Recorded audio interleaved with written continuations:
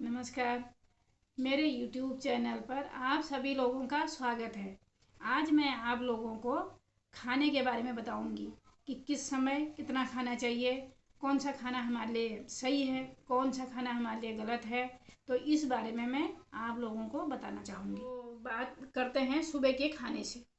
सुबह का खाना कैसा होना चाहिए। सबसे पहले सुबह के खाने में प्रोटीन होना चाहिए, फिर उसके बाद उसमें मिनरल होना चाहिए, उसके बाद उसमें कार्बोहाइड्रेट होना चाहिए, फाइबर होना चाहिए, मतलब ये है कि और फैट होना चाहिए।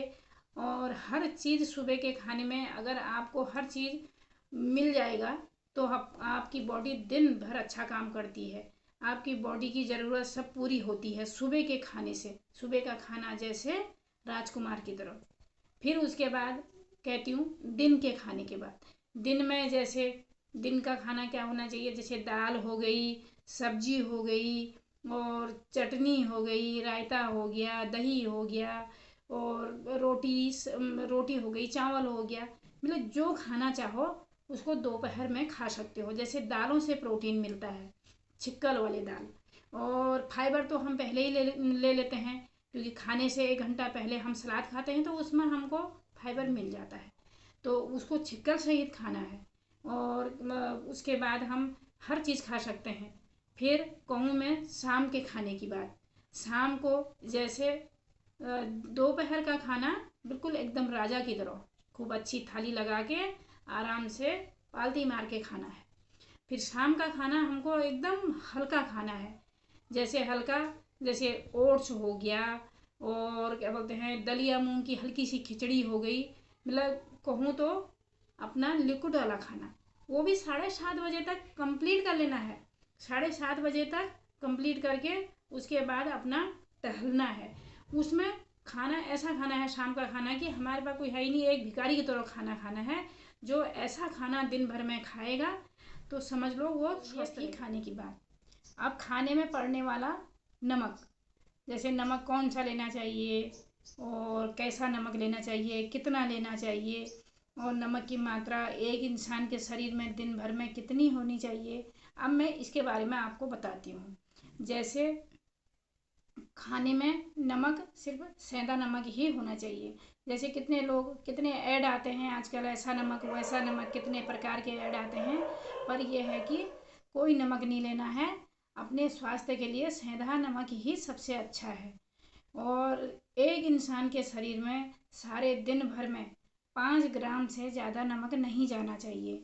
और छोटे 15 साल से जो नीचे के बच्चे होते हैं उनके शरीर में तो और भी कम नमक की मात्रा जानी चाहिए। नमक हमें कभी भी कच्चा नमक नहीं खाना चाहिए। जैसे कितने लोग क्या करते हैं, जैसे खाना खाते हैं, खाते समय ऊपर से कच्चा नमक डालते हैं। कच्चा नमक कभी नहीं खाना चाहिए, और बड़ा नुकसान करता है। और जैसे लोग सलाद खाते हैं और कोई फल खाते हैं, ये जीभ के स्वाद के कारण वो उसमें ऊपर से नमक छिड़कते हैं। नमक छिड़क के कभी नहीं खाना हुआ। सलाद को कभी भी खाओ बिना नमक के। कोई भी नमक जितना कम खाओगे उतना आपका शरीर सही रहेगा। क्योंकि नमक से क्या होता है, फिर एक टाइम ऐसा होता है कि हड्डियाँ भी गलने लगती हैं। नमक तो हुआ, नमक से शरीर का मतलब बहुत ही नुकसान होता है शरीर में। और ऐसा है, नमक कम से कम लें, और 5 ग्राम से ज़्यादा नमक आपके शरीर में नहीं जाएगा। क्योंकि ऐसा है, पकाते समय नमक डाला, उसके बाद फिर ऊपर से नमक डाला, सलाद खाओ उसमें नमक डाला, कोई फल खाओ उसमें नमक डाला, तो ये मात्रा आपके शरीर में बढ़ेगी, तो आपको कोई ना कोई बीमारी लगेगी। और नमक सेंधा नमक ही इस्तेमाल करो, बाकी और कोई। तो अब बताती हूँ मैं आपको तेल के बारे में, क्योंकि तेल भी खाने में ही पड़ता है। कितने लोग क्या करते हैं, ज़्यादा ज़्यादा तेल डालते हैं, और ज़्यादा ज़्यादा तेल क्योंकि स्वाद के लिए और दिखाने के लिए कि ये है, ज़्यादा तेल भी बहुत नुकसान करता है। तेल नुकसान करता है। और जैसे तेल लेना चाहिए, एक ही प्रकार का तेल हमको नहीं लेना चाहिए। जैसे कभी सोयाबीन का तेल ले लिया, कभी जैतून का तेल ले लिया, कभी ये क्या बोलते हैं सरसों का तेल ले लिया, कभी तिल का तेल ले लिया, और ये तेल का इस्तेमाल करना है। और आपको रिफाइंड तेल बिल्कुल नहीं लेना है। जैसे तेल देखो, आप अपने किचन में ही देखना, आपके किचन में क्या होता है, जैसे सारे टाइल्स ख़राब हो जाते हैं, चिमनी ख़राब हो जाती है।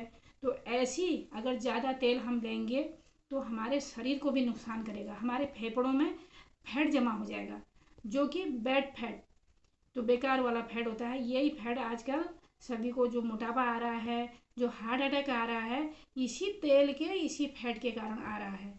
जैसे तेल, अभी हमने पूरी बनाई तो पूरी बना के फिर हमने वो तेल को रख दिया दूसरे बर्तन में, दूसरे दिन से हम उसमें फिर और चीज़ बनाएंगे, फिर उसको रख दिया। तो वो क्या है, जैसे हम बाज़ार की चीज़ खाते हैं, बाज़ार की चीज़ देखो, जैसे वही कढ़ाई में आज समोसे तले जाते हैं, वही कढ़ाई में कल को तले जाते हैं। तो वही तेल गाढ़ा होते जाता है, होते जाता है, वही खाना हमारे शरीर को नुकसान कर रहा है। वही जो आजकल हार्ट अटैक के कारण है, वही खाना है। क्योंकि जैसे देखो, टाइल इतने गंदे होते हैं, टाइलों पर इतना लगता है, तो हमारे शरीर पर नहीं लगता है।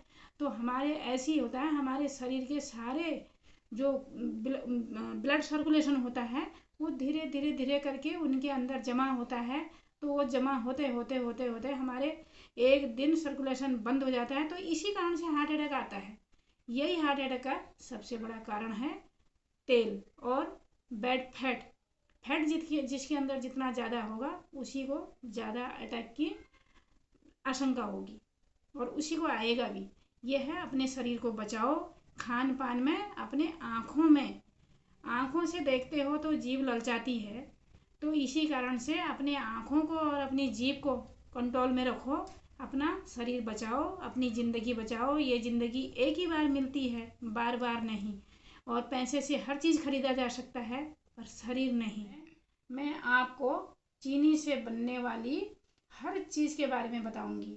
चीनी के क्या क्या फ़ायदे, क्या क्या नुकसान, हर चीज़ के बारे में बताती हूँ। मिलते हैं अगली वीडियो में। धन्यवाद।